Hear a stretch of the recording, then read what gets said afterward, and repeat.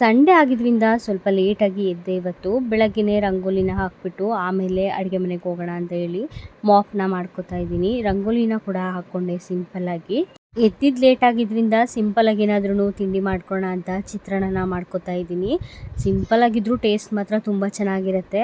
ನಾನಿಲ್ಲಿ ಬೇಕಾಗಿರೋ ಐಟಮ್ಸ್ ಎಲ್ಲನೂ ಮೊದಲಿಗೆ ಎತ್ತಿಟ್ಕೊಂಡು ಬಾಣಲಿನ ಇಟ್ಕೊಂಡಿದ್ದೆ.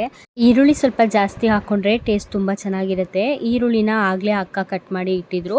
ಮೆಣಸಿನ್ಕಾಯಿನ ಹೆಚ್ಚಿಟ್ಕೊಂಡು ಅದ್ರ ಜೊತೆಗೆ ಸ್ವಲ್ಪ ಒಣಮೆಣಸಿನ್ಕಾಯಿನೂ ಕೂಡ ಸೇರಿಸ್ಕೊತಾ ಇದ್ದೀನಿ ಟೇಸ್ಟ್ಗೋಸ್ಕರ. ನಾನಿಲ್ಲಿ ಬ್ಯಾಡಗೆ ಮೆಣಸಿನ್ಕಾಯಿನ ಬಳಸಿದ್ದೀನಿ. ಬೇಕಾಗಿರುವಷ್ಟು ಎಣ್ಣೆನ ಹಾಕ್ಕೊಂಡು ಸ್ವಲ್ಪ ಸಾಸಿವೆ, ಜೀರಿಗೆ, ಕಡಲೆ ಬೀಜನ ಹಾಕ್ಕೊಂಡು ಬಣ್ಣ ಚೇಂಜ್ ಆಗೋವರೆಗೆ ಹುರ್ಕೊಂಡು ಬ್ಯಾಡಗೆ ಮೆಣಸಿನ್ಕಾಯಿ, ಸ್ವಲ್ಪ ಹಸಿರು ಮೆಣಸಿನ್ಕಾಯಿನ ಹಾಕ್ಕೊಂಡು ಖಾರಕ್ಕೆ ತಕ್ಕಾಗ ಹಾಕ್ಕೊಳ್ಳಿ. ನಾನಿಲ್ಲಿ ಜಾಸ್ತಿ ಜನ ಇರೋದ್ರಿಂದ ಸ್ವಲ್ಪ ಜಾಸ್ತಿನೇ ಹಾಕ್ಕೊಂಡಿದ್ದೀನಿ.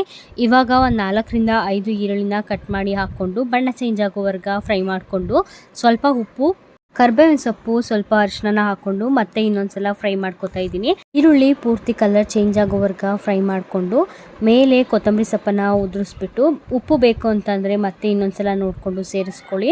ಮೊದಲೇ ರೈಸ್ನ ಮಾಡಿ ಇಟ್ಕೊಂಡಿದ್ದೆ, ಹಾಗಾಗಿ ಇವಾಗ ಗೊಜ್ಜನ್ನು ಸ್ವಲ್ಪ ಎತ್ತಿಟ್ಬಿಟ್ಟು ರೈಸನ್ನು ಮಿಕ್ಸ್ ಮಾಡ್ತಾ ಇದ್ದೀನಿ. ಇದ್ರ ಜೊತೆಗೆ ಬೇಕು ಅಂತ ಅಂದರೆ ನಿಂಬೆಹಣ್ಣನ್ನು ಕೂಡ ನೀವು ಸೇರಿಸ್ಕೋಬೋದು. ಒಂದ್ಸಲ ಟ್ರೈ ಮಾಡಿ.